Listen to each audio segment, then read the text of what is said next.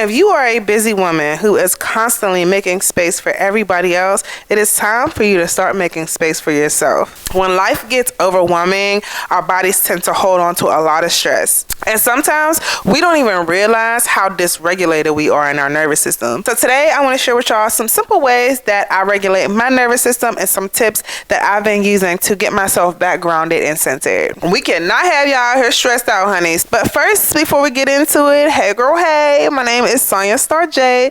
Welcome back to my channel. Over here, I like to key and give tips on self-care, self-love, personal development, and sometimes sprinkle in a little bit of trending topics. The tips that I'm going to share with you today are the things that I use to get me back to my center. And I used to think that they were silly.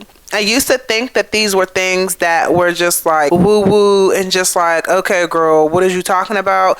But they actually work. So I'm at a point in my life where I can actually feel when my nervous system is deregulated. So I do a few things. First thing, when I wake up in the morning, I go outside and I put my feet on the ground or in the grass and I get some sunlight. No matter if it's cold, if it's hot, whatever the temperature is, I'm going outside and I'm getting some sunlight. That helps to balance out your nervous system, balance out your cortisol, but also to just wake you up first thing in the morning, not looking at your phone, but just getting outside, getting some fresh air and getting the sun on you. That helps with you getting vitamin D, especially with us black people. We don't get enough vitamin D. The melanin in our skin actually blocks us from absorbing the vitamin D that we need. So it's really important for us to get as much as we can. So going outside first thing in the morning, putting my feet on the ground, grounding is really important, because when you're a person who feels very chaotic and all over the place, you got to ground yourself. Lay on the ground, feet on the ground, shake it off, dance, just get up and get moving and get outside. Now, one thing I struggled with years ago, and sometimes I still struggle with,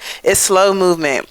I was a dancer in college and high school, and I was just into fast moving African dance, Afro beats. Like, I loved running and just like that super high intensity lifestyle and those workouts. But I realized to some degree that was causing my nervous system to be dysregulated or to continue to be dysregulated. So I've had to kind of force myself to enjoy slower movement and gentle movement. I told y'all before, I was trying to lose weight for the longest, and I was not able to lose the 50 pounds until after I started doing slower workouts like yoga and stretching and walking.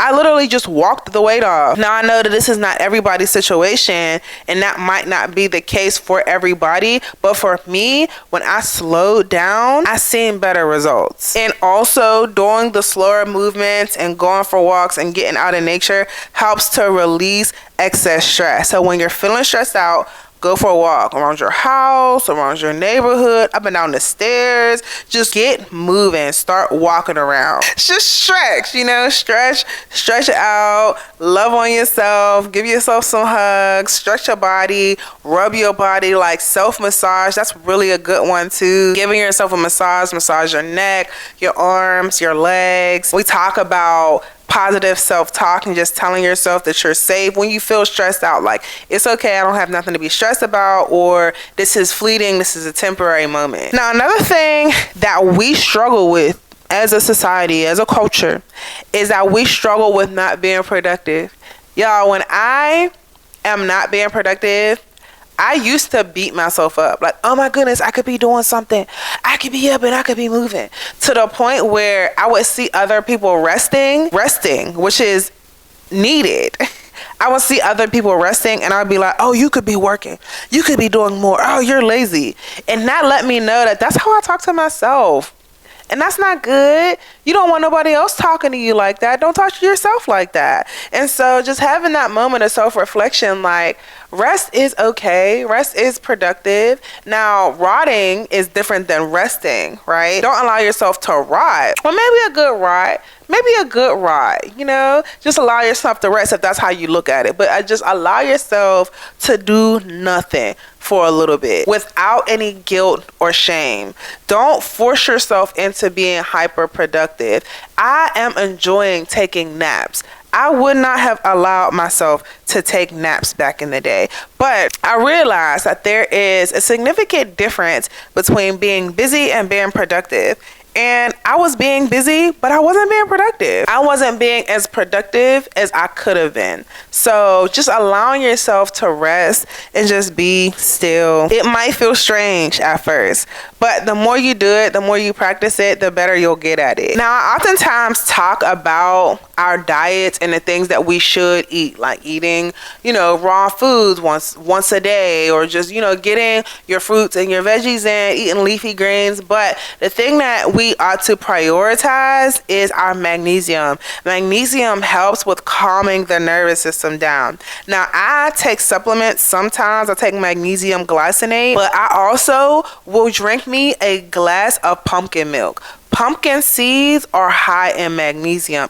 And when I tell y'all that pumpkin seed milk is so good, especially at night with some dates and some vanilla, and I be knocked out. It calms me down so good.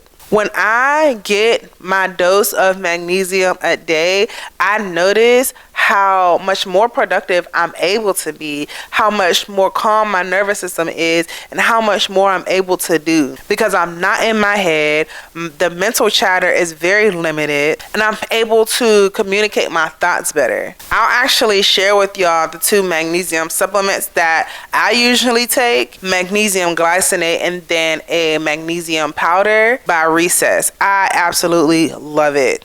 I drink it in the morning and then I sip it throughout the day. Now, another one, but establishing safe connections with people. So hugs, cuddles. I love cuddling. And I was not a person who was like super big on physical touch. I'm the person that's like, please get off of me. Please get away from me. But now that I recognize how healing hugs are, I want to hug everybody. You need a hug? Come on, bring it in. But when I get hugs, I can literally feel the stress leaving my body, and I just sink into the hug. I'm like, wow, this is so healing. This is so good. We need more hugs. I wish it was okay in our culture to like go around and hug people without it being weird, because people are so hug deprived. I think that's why people are angry and pent up, because we need more hugs. But another one too is just like calling somebody that you trust and just like talking to them about what it is that you're experiencing and just being with another person present with you.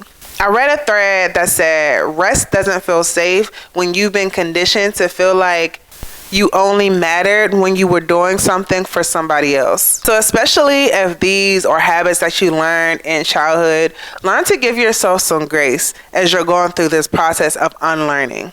And the last thing that I will mention in today's video is just breathing. And I know that sounds very simple, right? But when I was in college, and I don't know if I've told this story before, but when I was in college, I was on the dance team. And I remember running around the track, and my best friend, still my best friend to this day, we were running, and he told me, like, you don't know how to breathe. And I'm like, how I don't know how to do something I've been doing literally my whole life? And then 10 years later, when I got, not 10 years later, 5 years later, when I got to massage therapy school, my massage therapy teacher told me, you don't know how to breathe correctly. And I'm like, what do you mean? Did I need to take a class on breathing when I was younger? Turns out I did, actually. And we all might need to take a class on breathing correctly, because I was breathing from my chest and not from my diaphragm, not from my stomach, not from my belly. And so oftentimes we hold in tension in our bodies because we're not breathing correctly. So by doing breath work and actually doing like safe breathing techniques, it actually signals to your body that you're safe, and it lowers your cortisol, and that fight or flight response, it dissipates. So in those moments, you could try 4-7-8 breathing, or you can try box breathing, or just breathing deeply from your stomach and just really allowing your body to fill up with your breath for like 5 or 6 minutes and just see how your body feels. For me, when I do it, I start feeling a little bit tingly, because that's just like the stress and all of the tension like just leaving my body. But that's how I know that I was feeling a stress response.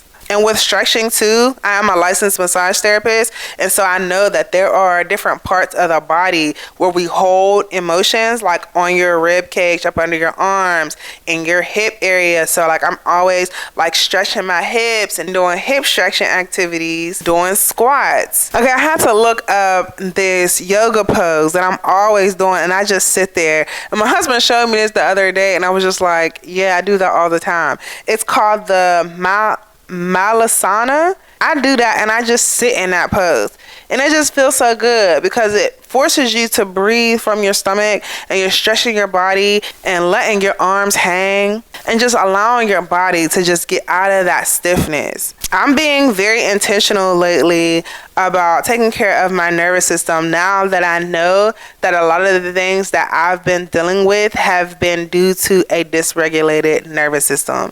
Having a dysregulated nervous system impacts so much in our lives. It causes us to feel so much more stressed out, so much more chaos in our lives, so much mental overwhelm. And when we have the techniques to learn how to ground ourselves and bring ourselves back to center, we can experience a life that's full of less pressure and more joy. And that's what I want for all my homegirls. So like, even though I have this big personality, I'm now learning how to balance my personality with my internal energy, because I can be a lot for other people, but I'm also a lot for myself sometimes. And I don't have to live my life like a tornado. And you don't either. So if you learned something new today, let me know in the comments by leaving me an orange heart. And make sure that you give this video a thumbs up.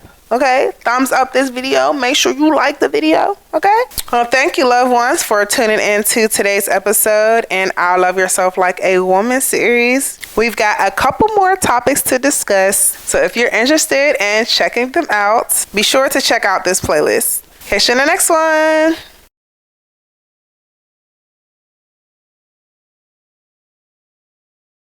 My love, do you ever dream